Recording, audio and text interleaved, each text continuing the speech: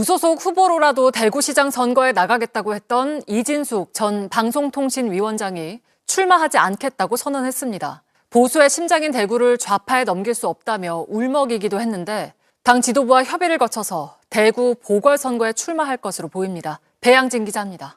국민의힘 대구시장 후보 경선에서 컷오프된 뒤 무소속 출마 강행 의지를 밝혀온 이진숙 전 방통위원장이 오늘 불출마를 선언했습니다. 경선 자격조차 주어지지 않은 건 불공정하고 부정의했다면서도 대구시장까지 여당에 넘겨줄 순 없었다며 선거에 힘을 보태겠다고 했습니다. 대구까지 좌파에게 넘어가면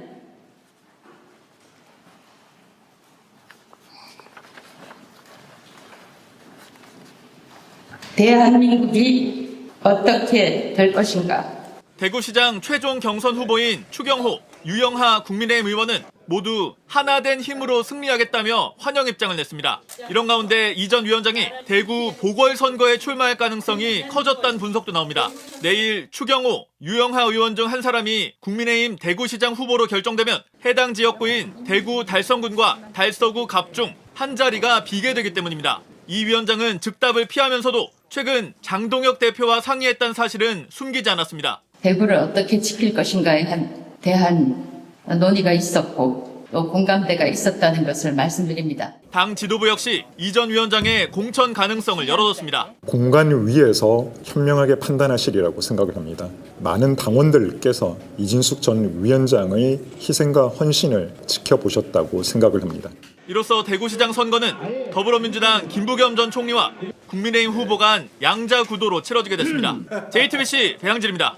네, 비하인드 뉴스 오늘은 김재현 기자와 함께하겠습니다. 시작해볼까요? 첫 번째 키워드는 서로 다른 색깔론입니다. 앞서 리포트로도 보셨는데 이진숙 전 방통위원장이 오늘 대구시장 불출마를 선언했습니다. 불출마 배경을 설명하면서 유독 붉은색을 강조했는데요. 먼저 들어보겠습니다. 보수의 붉은 심장이 파란색으로 물들고 자유민주주의 최후의 보루가 사회주의 포퓰리즘에 장악된다면 민주당에게 보수의 텃밭인 대구를 빼앗기지 않겠다는 의지를 붉은색을 지키겠다 이렇게 비유적으로 표현한 겁니다. 네, 근데 이 전 위원장은 한동안은 붉은색을 피해오지 않았나요? 네, 그렇습니다. 대구시장 경선에서 컷오프된 뒤에 반발해서 국민의힘을 떠올리게 하는 붉은색 대신 이렇게 흰색 옷을 입거나 흰색 띠를 메고 선거운동을 해왔습니다. 그러다가 자신을 컷오프한 이정현 전 공관위원장이 사퇴한 뒤에는 다시 붉은색 점퍼를 입은 사진을 소셜미디어에 올렸습니다. 그런데 이번에는 불출마를 선언하면서 당의 요청과 설득을 받아들이는 의미로 붉은색을 강조한 걸로 보입니다. 네, 하지만 여전히 국민의힘에서는 붉은색을 기피하는 경향이 있죠.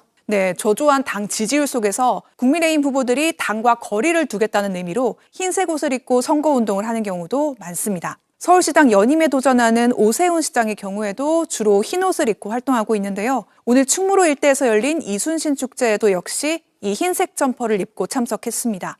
또 이렇게 연두색 넥타이 그리고 초록색 점퍼를 입고 나오기도 하고요. 그리고 어제 저희 뉴스룸에 출연했을 때는 이렇게 노란색 넥타이를 맸습니다. 붉은색 계열만 피하고 있는 걸로 보입니다. 네, 다음 키워드는 뭔가요? 이진숙 전 방통위원장이 오늘 오전에 그 기자회견을 열었어요. 근데 우리 모두가 예상한 대로 대구시장 불출마를 선언했고 요 의도는 우리가 파악을 할 수 있을 것 같습니다. 일단 기자회견에서 어떤 발언들을 했는지를 보고 와서 좀 분석을 해보겠습니다. 부당한 공천 컷오프를 시민들의 손으로 바로잡고 싶었습니다.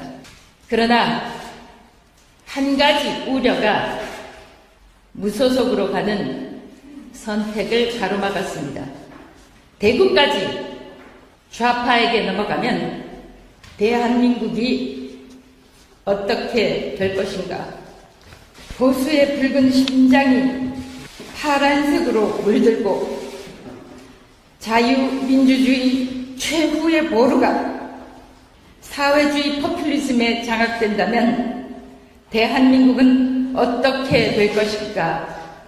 이런 우려가 저의 발목을 잡았습니다.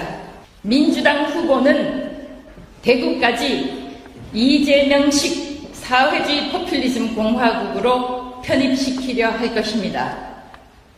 그래서 오늘 저 이진숙은 대구시장 예비 후보라는 자리를 내려놓습니다.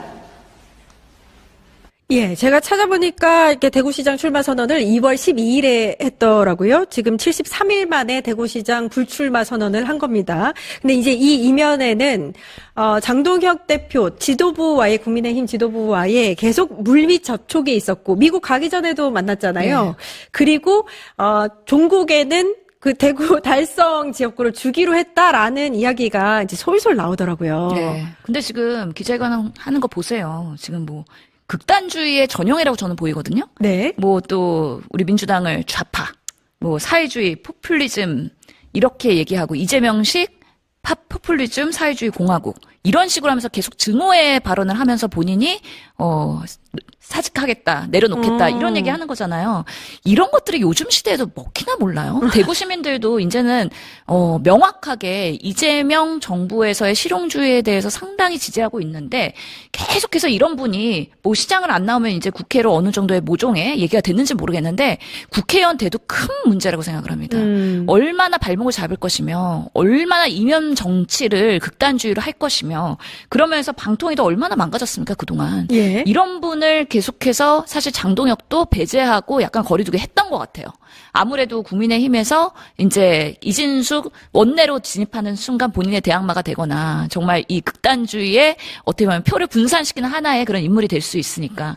그런데 결국에는 대구도 정말 위험하잖아요. 지금 보면은 국민의힘의 비호감이 엄청 올라갔고 이러다가 김부겸 총리한테 뺏기겠다라는 큰 위기의식이 되니까 장동혁 대표가 그래도 미국 갔다 와가지고 엄청나게 리더십의 위기가 본인이 오니 대구라도 사수하기 위해서 어떻게든 주호영 주저앉히고 이진숙 주저앉히고 그러면서 내일 지금 추경호 그리고 유영아 두 분 중에서 한 분이 선발이 되잖아요. 그럼 이제부터는 제대로 좀 선거를 해야 되겠다는 거에 정리 교통수순으로 간 걸로 보이고요.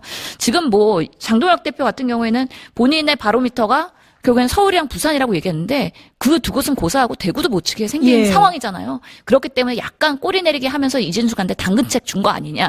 그러면서 오늘 그 기자회견을 한 것인데 울먹여요. 예, 처음 봤어요. 예. 예. 아, 눈물과 피가 있는 분이었구나라는 생각이 들었습니다. 오늘. 아니 저는 사실 이진숙 볼 때마다 느끼는 네. 게 정무적 감각이 분명한 건 장동혁보단 낫다. 그러니까 이게 수갑채고서 이렇게 보여줬던 거 그것도 그렇고 오늘 눈물 흘리는 것도 그렇고 끝까지 대구시장 나가겠다고 버티다가 지금 보고를 받았을 가능성이 높잖아요. 그렇죠. 예. 그러니까 약간 정무적 감각은 좀 탁월하다. 그 기자로서의 그 연륜이 묻어난다. 저는 좀 이제 쇼맨십이 좀 있는 것 같고요. 그러니까요. 예, 일단은 예. 그렇고 그다음에 확실한 뭐 답을 받았지 않겠나라는 생각을 합니다. 예. 그러면은 그 달성에 이진숙이 나가게 되면 민주당에서 강력한 또 후보를 내세워야 될 텐데 뺏기면 안 되잖아요, 또. 그죠? 대구에서는 사실 좀 이제 지금까지 많이 힘들었기 때문에 또 어떤 분이 나가실지는 모르겠지만 어쨌든 네. 그래도 그런 좋은 상황입니다. 후보가 나가서 김부겸 총리랑 같이 이렇게 선거운동 하다 보면 대구에도 파란 물결이 예. 불 수 있는 또 계기가 될 수 있어서 이 빵진숙한테 국회의원 배지를 주고 싶지 않거든요. 그리고 만약에 이거 원내를 어떡하지? 들어와봐요. 만약에 과방이 들어와봐요. 그렇죠. 얼마나 그 상임위가 네. 운영이 그러니까. 안 되겠어요. 이거 그쵸, 어떻게 할 과방이 거예요. 갈 텐데. 예, 그리고 얼마나 그 방송통신심의위원장한테 예. 본인이 막 라떼는 하면서 예. 질의하면서 발목 잡겠어요.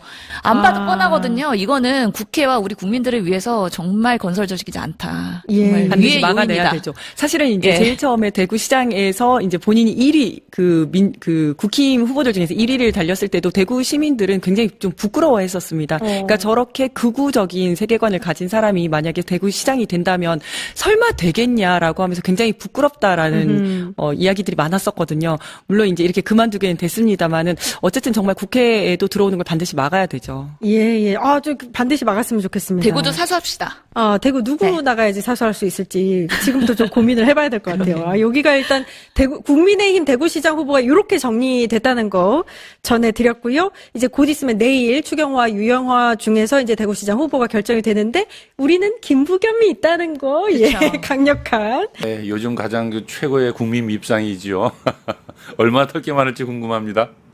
네, 먼저 이진숙부터 소개를 드리겠습니다. 1961년 네. 경상북도 성주에서 태어났고요. 대구로 이사가서 초등학교부터 경북대 사범대학 영어교육과까지 쭉 다녔습니다. 졸업 후에 대구에서 영어 선생님도 잠깐 일을 하셨다고 하고요. 이후에 상경해서 한국외대 통역대학원을 졸업, 1986년 MBC 기자 공채에 합격했습니다.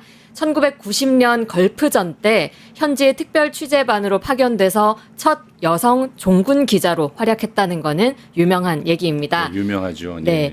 그런데 또 소문에 의하면 그게 약간 허위 경력이라는 말도 있기는 있더라고요. 예. 네, 이후에는 국제부장, 워싱턴 특파원을 거쳐서 기획홍보본부장, 워싱턴 지사장, 최초의 여성 보도본부장, 대전 MBC 대표이사 등 승진 가도를 거치다가요. 2018년 문재인 정부 때 대표이사에서 사임하고 자유한국당에 입당, 정치를 시작했습니다. 2019년 대구 동구갑에 공천 신청했지만 경선 패배, 쓴잔을 마셨고요.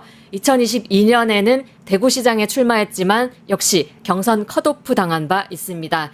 윤석열 대선 캠프에도 동참했는데요. 언론특보, 또 시민사회 총괄본부 대변인으로 일했고 결국 2023년 이동관 방통위원장 후임으로 지명돼서 지금까지 버티고 있습니다. 요즘 행보를 보면 방송통신위 업무보다는 뭐라 할까요? 좀 본인의 출세를 위해 온몸을 던진다 할까요? 뭐 그런 느낌이 많이 들더라고요. 그렇죠. 그러니까 살아온 길에서도 그 흔적이 좀 묻어나는 것 같고요. 근데 한번 지금부터 이제 본격 한번 털어볼까요? 네, 드릉드릉 탈곡기 한번 돌려보겠습니다. 첫 번째 키워드, 나도 한때는 노동조합원, 열혈노조원이었다입니다. MBC 노동조합이 이제 과거부터 투쟁이 아주 활발했고 또 공정방송 확립에도 기여를 많이 한 노동조합인데요. 이준석 위원장도 노조위원장은 아니죠. 노조원 출신이군요. 네. 그 MBC 노동조합이 87년 6월 항쟁 거치면서 만들어졌거든요. 네. 근데 이진숙이 입사한 게 86년도니까 가장 일선 이 현장 기자로 뛰면서 노동조합의 탄생을 함께 한 겁니다. 당시 기자 이진숙은 노조 활동에도 열심이었고 또 좀 정의로웠던 기자였나 봅니다. 1991년 분신정국 다들 기억하실 텐데요. 그때 강경대 열사 노제를 취재하다가 이정순 열사 분신을 직접 목격을 했습니다. 이 이정순 열사라는 분은 공안 통치 종식, 노태우 퇴진, 백골단 해체 등을 외치면서 그 강경대 열사의 노제 행렬이 있던 연세대 정문 위에서 이렇게 투신을 하신 겁니다. 당시 언론에서는 그 의미는 숨기고 그냥 내 남매를 둔 30대 여인의 죽음이라는 제목으로 그 사건을 보도했거든요. 그러니까 신명 비관설로 몰아갔군요. 그렇죠. 예. 그런데 이진숙이 이제 이 문제에 대해서 반발을 하면서 선배들 그 간부들에게 허위 보도하면 안 된다. 이 내용 제대로 알려야 된다라고 요구를 하면서 싸웠다라고 합니다. 굉장히 이때만 해도 정의로웠네요, 보니까. 그렇죠. 죄송합니다. 이게 갑자기 꺼져버려가지고 준비한 게 뭐 한 말씀 좀 해주시죠. 괜찮습니다. 아무튼 지금까지 얘기를 듣다 보면 굉장히 이제 정의로운 첫 출발. 그러니까 노동조합도 처음 만들 때 이제 창립 멤버이고 그렇네요. 그렇죠. 네. 그리고 자 3, 2, 1 다시 시작하겠습니다. 당시에 이제 1992년의 경우에는 MBC 파업이 50일 동안 또 벌어졌습니다. 예. 그때 노조원 중에 선봉대를 꾸려서 단식을 하는 분들이 또 계신데 그 단식 대열 중에 최후의 3인이 남았는데 그 중에 한 명이 이진숙 위원장이었다고 합니다. 열렬했군요, 그러니까. 그렇죠. 그리고 시민들에게도 뭐 그래도 공정방송은 꺾일 수 없습니다라는 제목의 이 소식지라고 하죠. 언론 노보를 나눠주면서 20세기의 최장기 파업으로 그때가 기록이 돼 있는데 가장 앞장섰던 역사를 썼습니다. 그때 이 최후까지 단식했던 3인 중에 한 사람은 유명한 우리 최문순 예. 강원도지사 하셨던 분이고요. 또 최승호 MBC 전 사장이자 뉴스타파 예, 예. PD는 이진숙과 입사 동기로 당시 파업투쟁 내내 함께 했다고 합니다. 아이고, 요즘에 그 한참 그 극우적 행보를 걷고 있는 이진숙 방통위원장하고 비교를 해보면 전혀 상상이 가지 않는 그렇죠. 파격적인 행보인데 네. 갑자기 김문수 생각이 납니다. 네, 아주 열혈투사였다가 네. 철저히 전향하고 변절한 예. 김문수 생각 저도 많이 났는데요. 참. 여기서 이진숙의 두 번째 키워드입니다. 예. 바로 노조 파괴 앞잡이라고 좀 붙여봤는데요. 앞잡이라는 표현을 쓸까 어쩔까 사실은 권력의 개라고 쓰고 싶다가 조금 너무 과한가 싶어서 앞잡이로 붙여봤습니다. 이 이야기를 하기 전에 예. 당시 이명박 정권 때였는데 이명박 그리고 김재철 이야기를 좀 살펴봐야 될 것 같습니다. 이명박 대통령 집권 2개월 차에 MBC PD수첩이 미국산 쇠고기 광우병 문제를 보도를 했습니다. 아마 많은 분들 너무 충격적인 보도여서 기억을 하실 텐데요. 이게 센세이션 하면서 갑자기 광우병 문제가 여론화되면서 대규모 촛불 집회로 이어졌습니다. 그래서 이명박이 집권 3개월도 안 돼서 대국민 사과를 하고 레임덕이 시작이 됐습니다. 당연히 이명박 입장에서는 MBC가 눈에 가시였겠죠. 그래서 당시에 엄기영 사장이 있었는데 이 사람을 압박을 해서 사퇴를 시키고 친정부 성향으로 유명했던 김재철을 그 자리에 앉혔습니다. 노조가 이에 반발해서 파업을 벌였는데 여기 참석한 그러니까 파업에 참여한 사람들은 해고를 하거나 비주류 부서로 발령을 냈고요. 반대로 참석 안 한 사람은 승진했겠죠. 그렇죠. 그 승진한 사람이 누구다? 이진숙이겠군요. 그렇죠. 이진숙이었습니다. 이 시기에 기획국 정책협력부장 거쳐서 홍보국장까지 승진을 하게 됩니다. 그리고 2년 뒤 이 기획홍보본부장까지 또 올라가게 됐는데요. 이때부터는 김재철의 입이라고 불리면서 MBC의 실세 오브 실세로 군림을 하게 됩니다. 2012년에 MBC가 170일 파업을 벌이게 됩니다. MBC 노동조합이. 이건 또 21세기 한국 언론사의 또 최장기 파업으로 기록되어 있는데요. 김재철 사장이 아까 같은 그런 PD수첩류의 시사 보도 프로그램을 폐지를 한 겁니다. 그리고 보복성 인사를 계속해서 강행을 해서 이에 대해서 반대를 하면서 다시 파업을 하게 됐는데요. 파업 와중에 또 김재철 사장이 법인카드를 유용한 의혹 막 드러나고 온갖 비리가 막 드러난 거예요. 그래서 사회적으로도 이 MBC 파업과 노동조합원들의 투쟁이 좀 응원을 받고 관심을 모으게 됐습니다.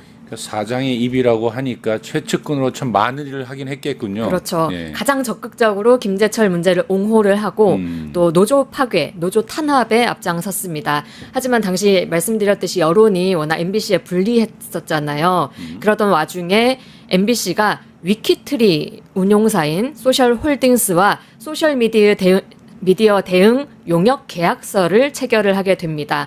위키트리 아마 많이 들어보셨을 텐데요. 그 김행 전 여가부 장관이 만든 회사 네. 맞죠? 김행이 창업을 예. 한 데인데 예. 대표적인 어뷰징 매체라고 합니다. 이 어뷰징이라는 게 왜 클릭수 예. 끌어내서 뭐 검색 순위 조작하고 예. 엄청 야하게 좀 제목을- 자극적으로 예, 맞아요. 제목을 뽑아서 게재하는 그런 식의 매체였던 건데 이런 곳과 MBC가 용역 계약을 맺은 겁니다. 그렇다면 그 노조에 대한 안 좋은 이미지 심어주고 온라인 여론전하고 이런 거 하려고 그랬겠군요. 그렇죠. 이 정당한 파업을 예. 외부 업체까지 동원을 해서 인위적인 여론 예. 조작을 한 것입니다. 계약 규모만 2억 5천만 원이었다고 하는데 이걸 기획하고 직접 계약서까지 작성한 사람이 누구다? 이진숙이다. 그렇죠. 이진숙 기획 본부장이었습니다. 참 노조를 만들고 또 노조 활동을 열심히 하던 사람이 노조 깨고 하는데 또 앞장서고 있는 거네요. 그러니까요. 기가 찰 노릇이죠. 함께 활동했던 동기들이나 그러니까. 훌륭한 선배로 알고 지내던 후배들이 얼마나 처참한 놀라겠- 마음이었을까 생각이 듭니다. 배신감이 아주 컸겠군요. 그렇죠. 예. 심지어 이제 위키트리 대표 증언에 따르면은 이진숙이 MBC 공식 계정뿐만 아니라 가짜 계정 만들어서 그걸로도 좀 해라 이렇게 무리한 요구까지 했다고 또 증언이 있었습니다. 아무튼 이 여론 조작 명백한 범죄인데도 이진숙은 정당한 회사의 위기관리 차원이었다라고 대응을 했습니다. 그리고 이게 끝이 아닌데요. 직원들 사찰까지 감행했습니다. 직원 사찰이요. 그렇죠. 예. 이 김재철 사장이 임명한 정보 콘텐츠 실장이 예. 직원들의 이메일 또 메신저 내용 첨부 파일까지 자동으로 다운이 되는 트로이컷이라는 보안 프로그램을 사내 인트라넷에 설치를 한 겁니다. 그래서 사람들이 어떤 대화를 주고받고 어떤 문서를 주고받는지를 다 감시를 한 거죠. 그래서 이 정보 콘텐츠 실장이 바로바로 파악된 내용을 김재철과 이진숙에게 보고를 한 겁니다. 근데 이게 당연히 발각이 된 거죠. 이게 그렇죠. 뭐지? 그래서 노조에서는 이진숙을 포함한 경영진에 대해서 손해배상 청구 소송을 벌였고 대법원까지 가서 대법원이 인정해서 손해배상까지 하게 됐습니다. 아, 이거 굉장히 충격적인 내용인데요. 근데 이거는 보니까 손해배상 문제가 아니라 법적 처벌을 받아야 될 문제 같은데요. 그렇죠. 하지만 그런 네. 처벌받지 않고 안 배상으로 받았어요? 끝이 났습니다. 어. 이진숙의 노조 죽이기는 계속됐는데요. 2014년에 이 사람이 본부장까지 했으니까 이제 네. 사장에 지원을 해봤습니다. 사장이 3명이 그때 지원을 했는데 그 당시에 이진숙이 제출한 경영 계획서에 노조 탄압 방안 이진숙의 제목으로는 노사관계 재정립 방안이라는 세 가지가 적시가 되어 있었습니다. 내용을 좀 보면요. 정치적 활동을 보장한 상위 노조 탈퇴를 요구한다. 그리고 노조 전임자나 파트타임 수의 지원을 촉수한다. 그리고 노무 전문가를 영입한다. 이런 내용 등이 있었는데요. 구성원들의 노조 탈퇴를 종용하고 또 노조 활동을 좀 제약할 방안들을 구체적으로 사장 후보로서 제시를 한 겁니다. 이쯤 되면 진짜 이 노조라는 건 이 세상에 없어야 된다라는 그러니까. 생각을 하는 수준인데요. 예. 고 이용마 기자 또 다들 생각하실 텐데 이 파업 투쟁에 앞장섰던 예. 분인데 이 이용마 기자를 비롯한 수많은 기자들이 이진숙이 추는 이 칼춤에 부당해고 또 부당 전보 당했고 결국 이런 일들이 자꾸 반복되자 이진숙은 최초로 MBC 기자협회에서 제명을 당하는 흑역사까지 창출하게 됐습니다. 그 원래 아는 놈이 더 한다고 하고 또 고기도 먹어본 사람이 더 잘 먹는다고 그렇죠. 하는데 이게 노동조합 대선배가 여론 조작에 직원 사찰에 노조 파괴하고 해고하고 참 별꼴을 다 보는 기분입니다. 그러니까요. 함께 단식하고 막 함께 싸웠던 그 노동조합을 지켜냈던 그 투사가 완전히 거꾸로 노조를 탄압하는데 또 탄압하고. 앞장서게 있다는 거 아닙니까? 정말 제가 보니까 김문수랑 정말 많이 닮았네요. 김문수 뺨 따고 때리는 소리 찰싹찰싹 장난 아닙니다. 아, 이제 보니까 보통 사람이 아닌데요. 이런 사람이 어떻게 방통위원장을 하죠? 방송통신에 그래도 가장 그럼요. 객관적으로 이걸 끌고 나가야 될 사람인데. 알겠습니다. 왜 우리끼리 계속 얘기를 그만하고 다음 키워드는 뭡니까? 네, 다음 키워드는 방송 민영화 앞잡이입니다. 앞서 이명박, 김재철, 이진숙의 관계랄까요? 그 당시의 흐름 말씀드렸었는데 이 이명박의 권력에 공정보도 그리고 민주노조가 얼마나 걸림돌 됐는지 그래서 김재철과 이진숙이 이 문제 해결하기 위해서 가장 앞장섰고 노조 파괴시키려고 한 거 살펴봤는데 이와 동시에 진행됐어야 했던 게 바로 MBC의 민영화인 겁니다. 공영방송인 MBC를 정권에 갖다 바치기 위해서 이진숙은 또다시 열의를 했습니다. 2012년 때 일이었는데요. 이진숙은 최필립 정수장학회 이사장을 찾아갑니다. 이 정수장학회 잠깐 설명드리면 박정희의 정, 유경수의 수 예. 붙여서 정수 장학회고 박근혜가 10년 이상 이사장을 했던 뭐 그런 곳입니다. 아무튼 이 장학회가 MBC의 지분을 30%나 가지고 있거든요. 그래서 이 이진숙이 찾아가서 이 매각 논의를 한 것이 보도로 나오게 된 겁니다. 사실 2010년에 청와대 문건에서 이 MBC 지분 매각을 포함한 민영화 방안이 문건에 작성됐던 게 나중에 드러났는데 그래서 이진숙이 청와대 문건에 따라서 이 일을 실행하려고 한 게 아니냐 이런 의혹이 당시에 있었습니다. 작년에 그 이진숙이 방통위원장으로 임명될 당시에 제일 크게 우려했던 것이 바로 이 민영화 재추진이었지 않습니까? 그렇죠. 예. 꾸준히 뭐 보수 유튜브 등에 나와서도 뭐 이런 얘기 했었죠. MBC도 YTN처럼 민영화하지 않으면 좌파 정권이 들어오든 우파 정권이 들어오든 굉장히 사회의 악에 해가 되는 집단밖에 안 된다. 뭐 이런 말 하기도 했고 인사청문회도 때도 당연히 이런 질문 나왔을 거잖아요. 그때는 민영 방송사가 오히려 더 공정하고 균형적일 거다. 라고 말을 해서 사실상 민영화에 대한 의지를 밝혔던 적도 있습니다. 사실 인사청문회 때부터 해서 빵진숙 논란 되면서 인물이 부각이 되고 예. 사람들이 방통위 문제에 관심을 가지게 되고 결과적으로 지금 윤석열도 이렇게 돼버려서 망정이지 그러니까요. 그냥 권력이 쭉 유지가 되고 무난하게 방통위가 굴러갔으면 어쩔 뻔했냐. 그러게 말입니다. 사실 그런 자가 아직도 그 자리를 꿰차고 있다는 것도 말이 안 되는 일이죠. 그렇죠. 네. 다음 키워드는 뭡니까? 네, 다음 키워드. 제가 앞잡이라는 표현 네. 계속 붙이고 있는데요. 언론 방송을 권력을 위해서 계속 갖다 바치는 그런 모습이잖아요. 이런 권력형, 권력 해바라기형 성향은 언론 자체도 무진장 망쳐버렸습니다. 이번 키워드는 공정보도 파괴 앞잡이라고 붙여봤는데요. 가장 유명한 사례가 세월호 보도 참사였습니다. 아마 세월호 전원구조 다들 기억하실 텐데요.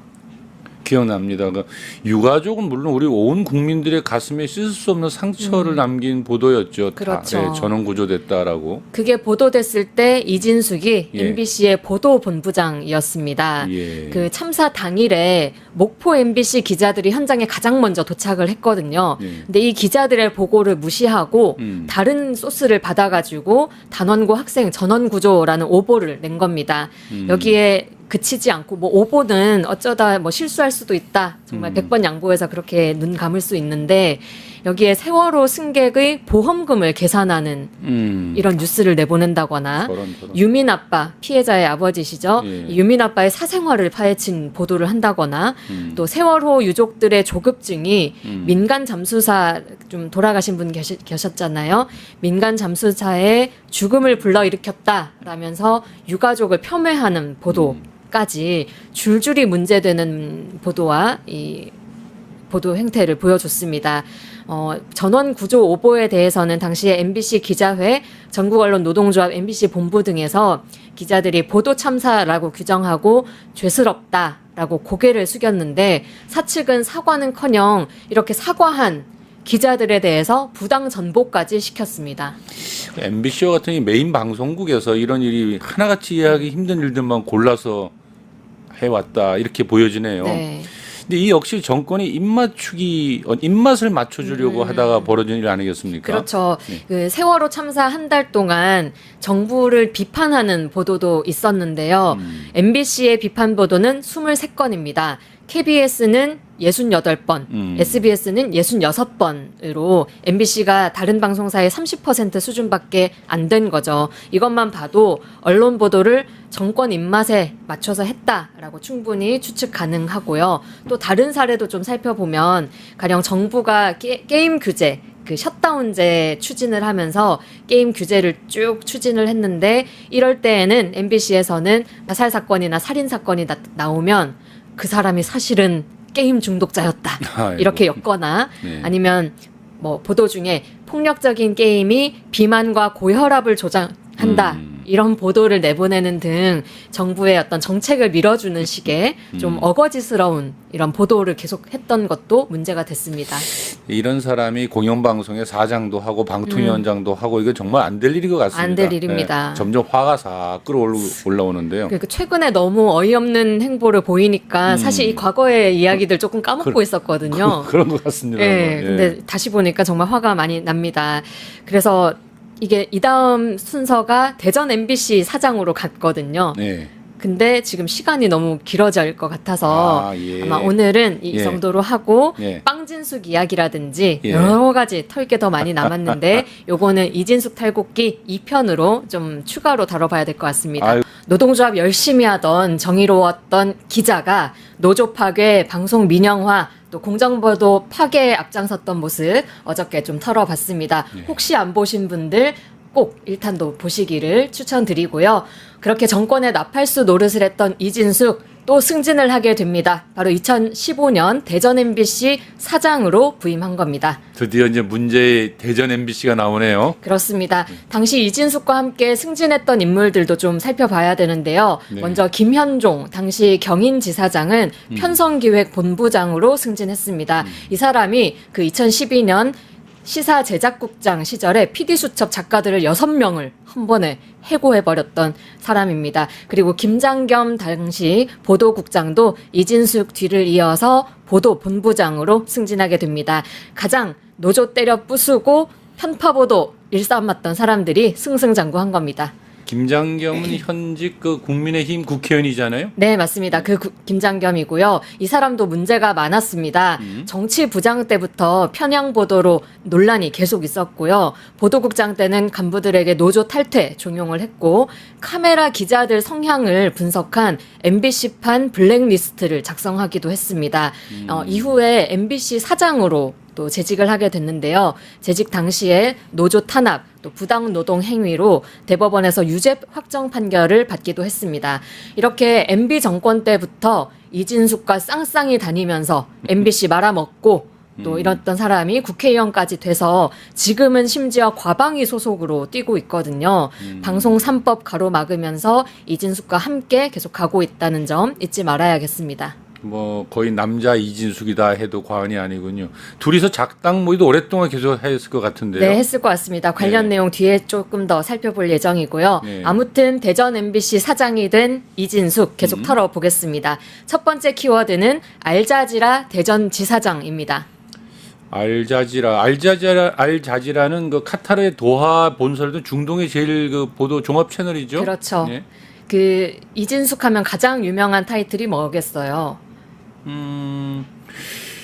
최초의 여성 종군 기자? 맞습니다. 그렇게 연결이 되는 건데요. 그럼 대전 MBC가 뭐 그러면 아랍공과 뭐 연계가 있습니까? 연계가 있는 거는 전혀 아니고 이 최초의 여성 종군 기자라는 그 누구도 갖지 못한 타이틀을 부각하는 데에 이 대전 MBC를 활용을 한 겁니다. 이진숙의 중동 밑밥 깔기가 쭉 이어지는데 이거는 사장이 되기 전부터 시작이 됐습니다. 2015년에 압구정 백야라는 드라마가 있었거든요. 여기 이진숙이 출연을 한 적이 있습니다. 드라마 속의 가족들이 이렇게 거실에서 과일 먹다가 아참 오늘 뉴스 틀어야 되는데 하면서 뉴스를 갑자기 켜요. 그럼 그 뉴스에 나오네요. 뉴스 화면에 이진숙이 짠 나오면서 사우디아라비아 마흐디 압둘라 왕자를 저희 뉴스탑에서 단독으로 모셨습니다. 라면서 앵커 역할을 하는 장면으로 나오고 아랍어로 인사를 건네는 장면도 나옵니다. 아니 그 자체로 좀 생뚱맞은데요. 네, 아마 본인이 무리해서 그 장면을 넣은 것 같아요. 그런 것 같네요, 진짜. 그리고 이 드라마 출연 뒤 2달 뒤에 이진숙은 대전 MBC 사장으로 영전해 갔는데요. 이때부터 대전 MBC에서 느닷없이 중동 지역 아랍권 문화 이슈들이 보도가 되기 시작을 합니다. 왜 메인 뉴스 그 지방에 계신 분들 아시겠지만 메인 뉴스 끝나면 지역 뉴스 시작하잖아요. 짧게. 이 시간에 갑자기 요르단의 사막 와디럼, 세계문화유산 페트라, 그 물 위에 동동 뜬다는 사해, 뭐 이런 중동권 문화가 대전 뉴스에서 계속 소개가 된 겁니다. 당시에 중동 지역은 메르스가 한창 창궐해서 문제가 되기도 했는데 해외 사례를 통해서 백제 유적지구 활성화 방안을 모색하겠다라는 취지로 중동까지 가서 연이어 취재를 한 겁니다. 그것도 이진숙 취임 2달 만에요. 그 백제 유적과 중동을 연결시키는 거는 굉장히 좀 무리수 같은데요, 느낌이. 네. 심지어 서울에서 열린 아랍 문화제 소식이 대전 뉴스에 실리고 이진숙의 IS와 중동의 현재라는 특별 강연을 또 본인이 직접 해요. 이게 또 대전 뉴스 시간에 소개가 됩니다. 2016년에는 이집트 대통령이 방한을 했는데 이걸 또 굳이 대전 뉴스가 취재를 하겠다면서 대전 제작진을 끌고 서울까지 가서 이집트 대통령을 그것도 기자를 시킨 것도 아니라 이진숙 사장이 직접 인터뷰를 하기도 했습니다. 다시 말씀드리지만 대전 지역 뉴스였고요. 이 뉴스의 제목은 이집트에 투자하세요였습니다. 아니 대전 지역 현안도 그렇게 많을 텐데 뭐 그 시간을 그렇게 다 써도 되는 겁니까? 그러니까요. 당시 대전에서는 가불로토텍, 유성기업 사태 등 되게 굵직굵직한 노동 현안들이 있었는데 이건 거의 다루지 않고 연일 중동만 한 겁니다. 그래서 당시에 대전 MBC 이 직원들이 우리가 알자지라 대전지사냐 이렇게 한탄을 했다는 거죠. 그러면 왜 이진숙은 이렇게 중동 밑밥을 깔았을까요? 아마 제 생각에는 자기 정치하려고 했던 것 같은데 지금도 방통위를 자기 정치 수단으로 적극 활용하고 있는 사람이니까 미루어 짐작컨대 말이죠. 네, 맞습니다. 아마 대전 사장 다음에 본인의 스텝은 국회의원이라고 생각을 했던 것 같아요. 실제로 대전 MBC 사장 그만두고 나서 여러 유튜브 방송 출연하면서 늘 본인의 소개는 최초의 여성 종군 기자였고 또 2020년 21대 총선 앞두고 자유한국당 1차 인재 영입 대상이었거든요. 이때 영입될 때도 뭐 소개 멘트가 삼고초려 만에 어렵게 모신 바그다드의 종군 기자라고 소개가 됐습니다. 또 나중에 대구 동구갑 경선에 출마했는데요. 이때 본인 소개 홍보물에도 사진 보시듯이 걸프전, 이라크전 종군 기자라고 딱하니 박혔고요. 그냥 뭐 갔다 온 게 그냥 평생의 자신의 아주 타이틀이 된 스펙이죠. 거네요. 예. 네. 근데 자기 PR은 얼마든지 할 수 있다는 생각은 드는데요. 이게 방송국 사장이 그것도 MBC라는 공영방송을 자기 정치 타이틀로 강조하는 데 활용한다 이런 거 아니겠어요? 그렇죠. 이건 좀 용납할 수 없는 문제 같아요. 맞습니다. 이 대전 MBC의 주인은 시청자잖아요. 그러니까요. 그런데 시청자를 위한 방송, 대전 지역의 현안이 아니라 자기의 사리사욕을 위해서 방송을 사유화한 거죠. 사장 관두고 자유한국당에 입당했을 때 사람들이 어떻게 받겠습니까? 대전 시민들이 역시 저러려고 이집트에 투자하라고 그랬구만. 이런 좀 배신감 많이 느끼셨을 것 같고요. 당연히 MBC 내에서도 반발이 거셌습니다. 이진숙 퇴진을 요구하는 투쟁도 이어졌는데요. 2017년에 전 직원 대상 설문조사를 한 결과 이진숙 사퇴에 찬성한다는 여론이 94%였고 엄청났네요. 그리고 사퇴 이후로는 방송 사유화가 1위였다고 합니다.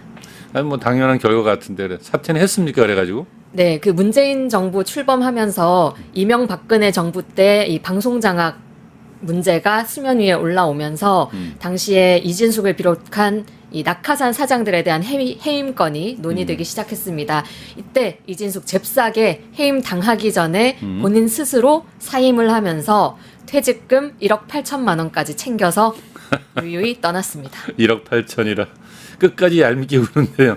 다음 키워드는 뭡니까? 네, 다음 키워드 그 유명한 빵진숙 다뤄볼 빵진숙. 차례입니다. 드디어 빵이 나오네요. 네, 키워드는 법카는 나의 카입니다. 이 빵만 사 먹은 게 아니더라고요. 또 대전 MBC 사장할 때만 카드를 긁은 게 아니라 그 이전 본사에서 간부 노릇할 때부터 거침없이 긁어댔습니다. 2009년부터 2015년까지 MBC 본사 간부로 있을 때 고급 식당에서 1억 2천여만 원, 골프장에서 1,200만 원, 특급 호텔을 비롯한 호텔에서 5,900여만 원, 유흥주점에서 310만 원 법카로 사용했습니다. 아마 집 근처에서도 많이 쓴 걸로 알고 있는데요. 네, 사장 임기 동안 이제 사는 거는 서울 강남에서 살았는데요. 집 근처 마트, 또 식당 이런 데서 1,700만 원 가량 결제를 했고요. 주말에 골프장에서도 총 1,530만 원 가량 결제를 했습니다. 아마 골프를 되게 즐겼나 봅니다. 휴일 활동비 업무 추진비로 총 3,400만 원을 썼는데 이 중에 45%가 실외 골프장에서 쓰인 걸로 드러났습니다. 누가 봐도 이거 업무용이라고 하기 좀 어려워 보이죠. 그리고 2017년 11월 5일에는 새벽 4시 34분에 집 근처 빵집에서 4,000원을 또 지출을 했거든요. 그래서 청문회에서 이제 왜 이거 어디에 쓴 거냐 질문을 했더니 업무용으로 썼습니다. 이렇게 또 답변을 한 거죠.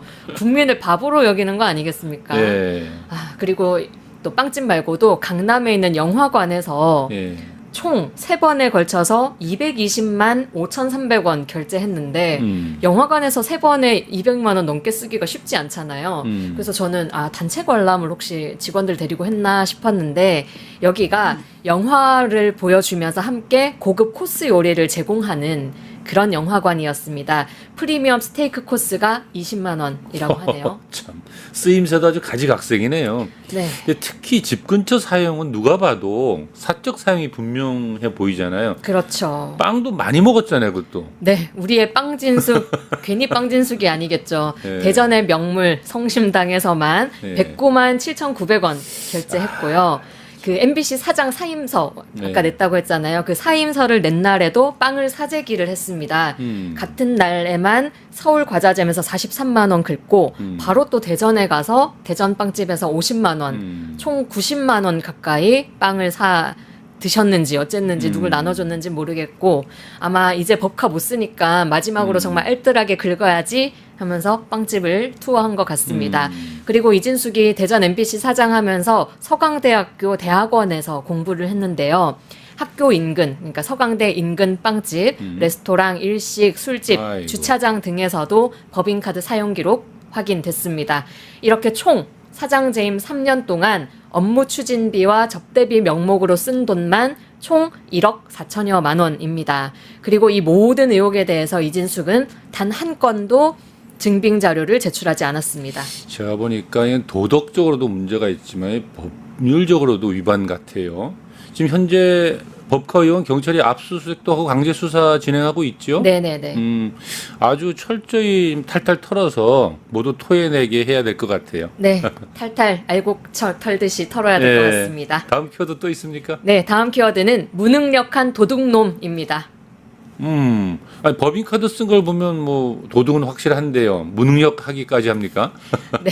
무능력하기까지 합니다. 일단 이진숙은 대전 MBC 사장으로 재직한 3년 동안 예. 총 6억 원 넘는 급여를 챙겨갔습니다. 예. 연평균 2억 연봉인 건데 뭐 사실 월급 많이 타갔다고 도둑이라고 하는 건 아니고요. 방점은 무능력에 찍혀 있습니다. 이진숙이 이렇게 돈을 타간 기간에 대전 MBC 영업이익이 3년 사이 90%가 감소했거든요. 90%요? 네, 90%요. 예. 총 매출액, 광고 매출액, 단기 순이익 모두 급락했습니다. 최악의 무능력으로 회사는 이렇게 어려워졌는데 본인 봉급은 따박따박 6억 원이나 챙겨갔고 또 법카는 법카대로 긁어대면서 골프 치고 골프 영화 보고 빵 사 먹고 일식 사 먹고 특허호텔 가고 학교도 다니고 예. 집 근처 마트에서 장도 보고 예, 참. 이러고 살았다는 거잖아요. 예. 이 법인카드 논란이 계속됐을 때 이진숙은 협찬과 광고 유치 목적에 사용했다. 내가 일하느라 그랬지 사적으로 쓴 게 아니다라고 주장을 했는데 또 살펴보니까 대전 MBC가 업체의 협찬을 받은 건 3년간 2차례밖에 없었습니다. 없었다. 그러니까 이게 사실 도둑놈 수준이 아니라 예. 거의 역적 MBC를 팔아먹은 거나 다름없다 이렇게 보입니다. 정말 상상을 초월하는 인물이다라는 생각이 드는데요. 네. 근데 어떻게 윤석열은 이런 사람을 방통위원장에 앉혔습니까, 그래? 그러니까요. 끼리끼리 유유상종 아니겠습니까? 어떻게 참 그래서 모여도 그런 사람들끼리 모여요. 그러니까요. 그래? 그래서 키워드를 음. 이번에는 극우 여전사로 한번 준비를 해봤습니다. 본인은 보수 여전사라고 하지만 예. 보수라고 붙이기조차 너무 부끄럽다. 아깝거든요. 예. 이 이진숙의 극우적, 망국적, 뉴라이트적, 또 비상식적인 사고를 보여주는 막말 몇 개만 좀 골라봤습니다. 예. 우선 이승만과 박정희에 대한 미화는 기본입니다. 이승만을 다룬 건국전쟁이라는 영화 홍보하면서는 건국전쟁의 성공을 계기로 그동안 좌파 위주로 이루어졌던 역사 공정이 바로잡혀지기를 기대해 본다라고 했고요. 페이스북에서는 박정희 공항, 박정희 대학 하나 없는 대한민국 우리 부끄러워해야 되는 거 아니냐라고 주장을 하면서 본인이 동대구역을 박정희역으로 바꿔야 된다고 주장했다고 또 자랑을 했습니다. 또 그 밑에 누군가가 댓글로 KBS 본관을 박정희 컨벤션 센터로 이렇게 댓글을 달자 그 밑에 대댓글이라고 하죠. 대댓글로 멋진 생각이다 이렇게 동조를 하기도 했습니다. 이 사람 색깔론으로 문화예술계를 편가르기 한 걸로도 유명하지 그랬죠. 않습니까? 그저 봉준호 감독의 기생충 그 영화를 가리켜서 좌파라고도 얘기했죠. 맞습니다. 좌파 영화라고 그랬죠. 네. 네. 그러면 사실 아카데미도 깐느도 다 좌파 다 영화제가 좌파요. 돼버리는 예, 건데 그런 거지요. 이게 본인 강연에서 예. 좌파 성향을 영화를 만들면 그러니까 좌파 성향이 히트를 치고 그게 알게 모르게 국민들 몸에 DNA로 스며든다. 문화 권력도 좌파 쪽으로 돼 있어서 기가 막힌다. 뭐 이런 강연을 하면서 얘기를 한 겁니다. 이진숙의 분류표에 따르면 어떤 영화들이 다 좌파 영화래요, 그래? 베테랑, 베테랑. 택시 운전사, 아이고. 암살, 변호인, 기생충 등은 좌파 영화고, 좌파 영화고. 이제 태극기 휘날리며 국제시장 이런 거는 우파 영화인데 심지어 이런 우파 영화 많지도 않다라면서 한탄을 하기도 했습니다.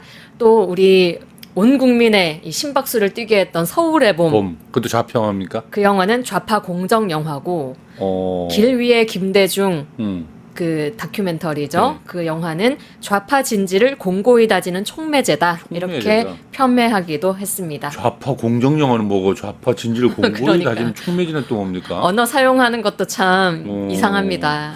도대체 무슨 근거로 그러죠? 이 사람 머릿속에 좌파 우파로 그냥 세상은 딱 나눠 보이나 보죠. 그런 것 같습니다. 그리고 이외에도 이상한 말은 많습니다. 세월호를 정치적으로 이용한 세력이 노란 리본으로 온 나라를 뒤덮었다. 나라의 앞날이 노랗다. 또 이태원 참사는 기획된 거고 종북 주사파가 배후에 있고 MBC와 KBS가 청년들을 불러내서 사고를 더 키워낸 거다. 그리고 위안부의 강제성 여부는 논쟁적 사안이다. 중립적인 사람이 공영방송 사장이 되면 안 된다. 이건 또 무슨 말인지. 또 사담 후세인처럼 MBC를 외부에서 무너뜨려야 된다. 그리고 방통위원장 했을 때는 12.3 계엄을 내란이라고 표현하지 말라. 이런 보도 지침을 내리기도 했습니다. 듣다 보니까 갑자기 분노가 막 올라오죠. 솟아 올라오네요.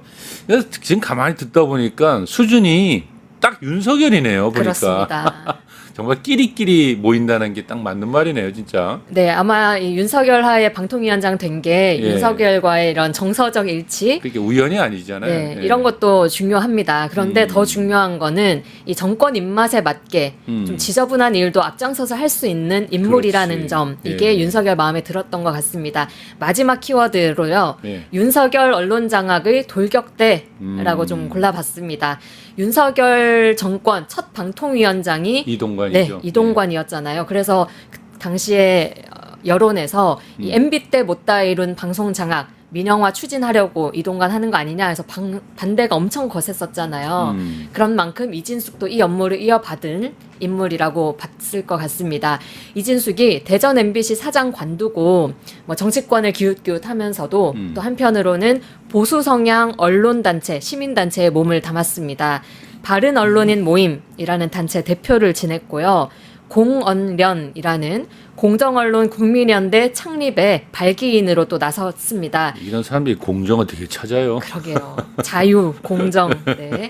이 공언련이 언론 분야에 있어서 윤석열의 돌격대, 친위부대 노릇을 했던 단체거든요. 그렇군요. 어떤 역할을 했나요, 그래서? 네. 공언련이 가장 먼저 한 일, 2022년 7월 한상혁 당시 방통위원장에 대한 국민 감사를 청구했고요. 또 3개월 뒤에는 검찰에 고발도 했습니다. 또 공영방송 이사진, 경영진 고소고발 계속 이어갔습니다. 그래서 결국 한상혁 위원장은 해임됐고 공영방송 이사들도 줄줄이 해임, 재임명됐습니다. 그러면서 이 YTN 민영화와 같이 민감한 사안도 착착착 진행이 되게 시작됐습니다. 또 지난 총선 때는 윤석열 부부에 대해서 좀 비판적으로 보도한 언론사에 대해서는 집중 민원을 넣어서요. 선방위가 역대급으로 과잉 제재하고 표적 심의하게끔 또 견인하는 역할도 앞장섰습니다. 또 공언련 소속 인사들이 윤석열 정부 하에 뭐 언론, 미디어 관련 공직자 대거 발탁이 됐고요. 방송사에도 대거 진출을 했습니다. 몇 명만 보면요. 공언련 고문이었던 아까 그 김장겸 이 사람이 여기 고문이었어요. 이 사람은 지난 총선의 비례 후보로 국민의힘 국회의원 됐고요. 공언련 이사장 김백 씨는 YTN 사장으로 가서 YTN 민영화 졸속 추진 완수를 했습니다. 근데 그렇게 쭉 따져보니까 이진숙이라는 인물도 문제지만 이 거대한 언론 장악, 언론 민영화 카르텔이 존재한다고 봐야 될 것 같습니다. 맞습니다. 예. 앞서 봤듯이 그렇게 엉망진창인 사람을 예. 방통위원장까지 앉히게 된 거는 뭐 본인의 출세 야욕도 있겠지만 이 공언련과 같은 조직적 그러니까요. 활동과 기반이 있었기 때문 아닐까 싶습니다. 이 대한민국의 언론 바로 세우려면 이진숙 하나만 날린다고 될 게 아니라 이 가깝게는 지금 추진 중인 방송 3법과 같은 예. 이런 제도적 장치 정말 절실해 보이고요. 뿌리부터 얽혀 있는 이 언론 카르텔 하나하나 해체해 나가는 거 정말 중요한 과제일 것 같습니다. 아이고 수고하셨습니다. 네, 정말 탈탈 터느라 기진맥진합니다. 예.